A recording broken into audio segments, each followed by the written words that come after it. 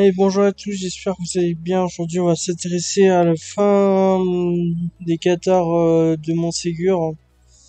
Donc, il faut savoir qu'en Noël 1243, les défenseurs de Montségur avaient évacué le trésor qui était des livres, des textes, notamment très importants, de l'or et de l'argent pour s'approvisionner. Ils ont réussi à l'évacuer avant de se rendre. Et en gros, il y a une théorie comme quoi il y a 4 cathares qui ont survécu au bûcher de Montségur et que ces 4 cathares-là, qui étaient des parfaits, ont fait en sorte que le trésor soit évacué ailleurs, c'est-à-dire en Lombardie.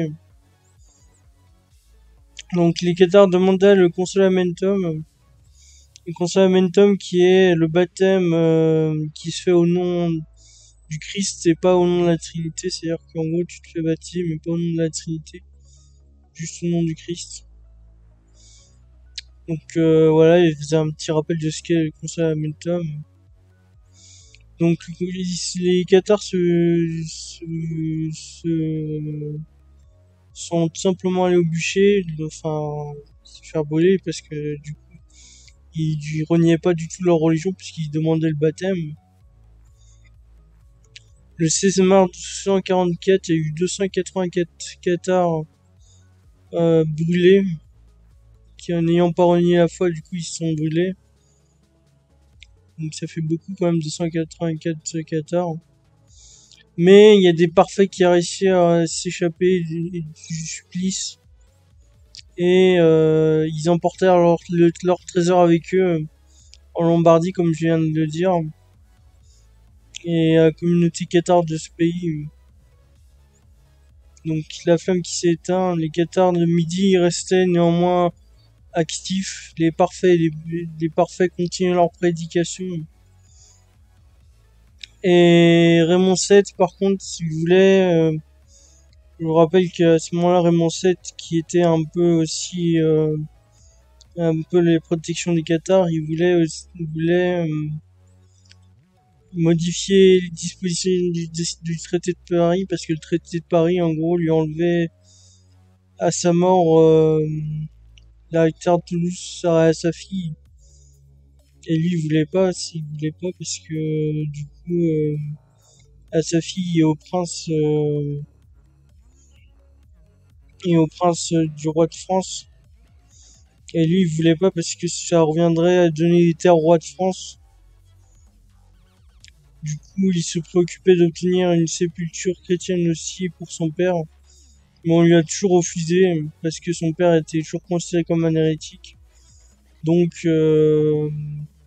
ça fut un refus. En vain, tous ses efforts furent en vain.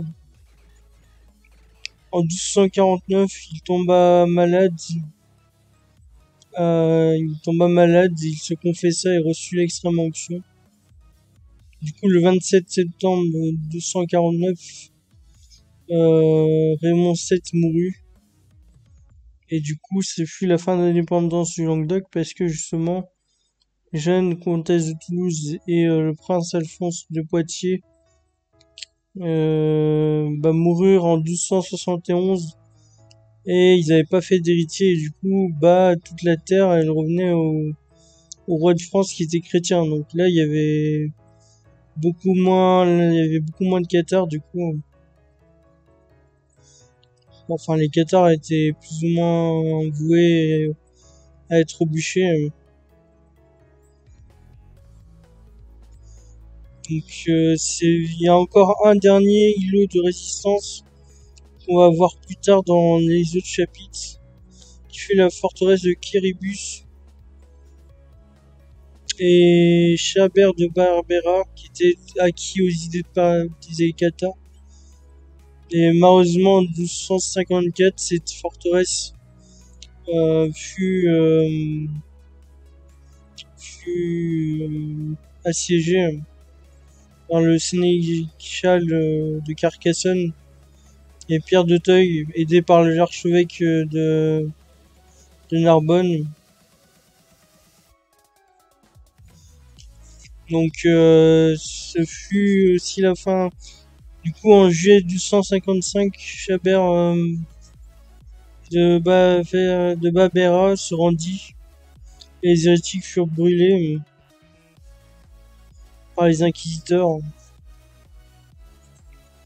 Donc voilà, donc ça c'est pour la fin enfin pas la fin des hérétiques parce qu'il en restera encore, mais c'est pour la fin de notre gros chapitre sur les Cathares. En tout cas, j'espère que ça vous a plu. Là, on va étudier plus particulièrement Montségur la prochaine fois. En attendant la prochaine, je vous dis à plus. Chaud.